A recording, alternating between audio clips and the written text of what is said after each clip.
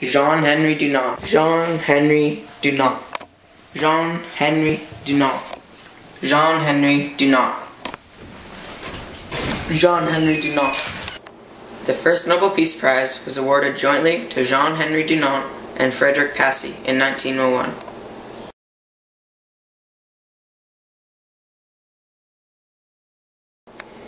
Henry was a banker in the late 1800s. He decided to leave banking and start a business in agriculture located in Algeria, which was under French rule. To do this, he borrowed 100 million francs, which is equivalent to 101,404,435 Canadian dollars in today's currency. He purchased land to raise cattle and grow grains. He needed water to be successful in this business venture. However, none was available. Permission was required to pipe water from government-owned land to his own. Henry went to Napoleon III in Solferino to request permission to use government water.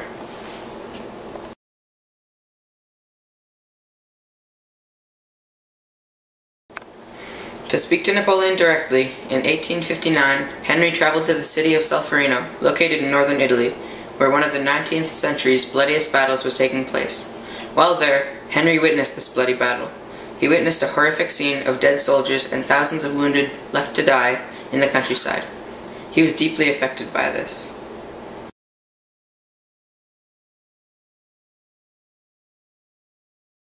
In order to care for the wounded, Henry helped to organize local people. They gathered the wounded and cared for them, as well as buried the dead.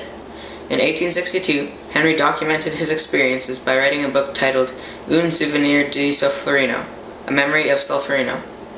The book described the reasons behind the war, the conditions left by the war, and most importantly, Henry's ideas to deal with the carnage.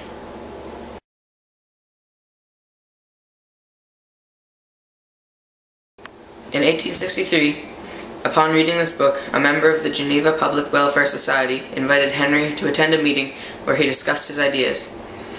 At this meeting, Henry was appointed to a committee to put his plan into action. The remainder of 1863 was spent traveling the world, convincing world leaders to attend an important meeting. In 1864, the countries represented at the meeting drafted a treaty guaranteeing the safety of relief workers assigned to care for the wounded during wartime battle. In order to recognize the neutrality of relief workers, an easily identified symbol was required. It was agreed upon that the Swiss flag with reverse colors was adopted. Thus, the International Committee of the Red Cross was born.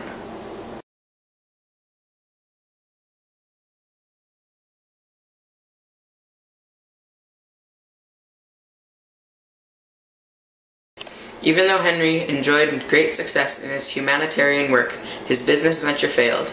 He was forced into bankruptcy. Due to his financial standings, he was no longer welcomed by the Geneva Society. Years later, he was co-awarded the first ever Nobel Peace Prize. Even though Henry lived his remaining years in obscurity and poverty, the Red Cross flourished. Till this day, the Red Cross remains an important part in the well-being of our international population.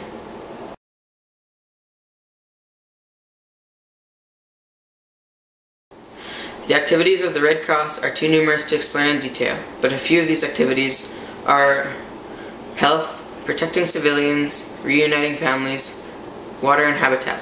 Included in the water and habitat, it would be disaster relief, wartime relief, water supply, storage and distribution, sanitation, waste management and environmental science, restoration and management of electric power, construction, repair and safety of structures, provision of temporary community facilities.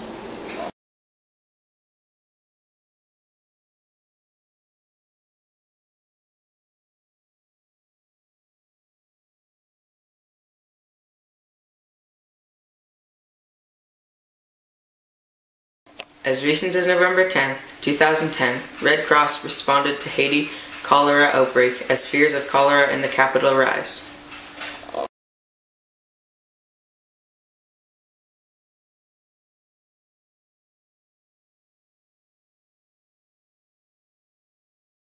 It is truly amazing that over 100 years ago, an individual such as Henry could have had a vision of creating a humanitarian effort that remains today. He was very deserving of the first Nobel Peace Prize.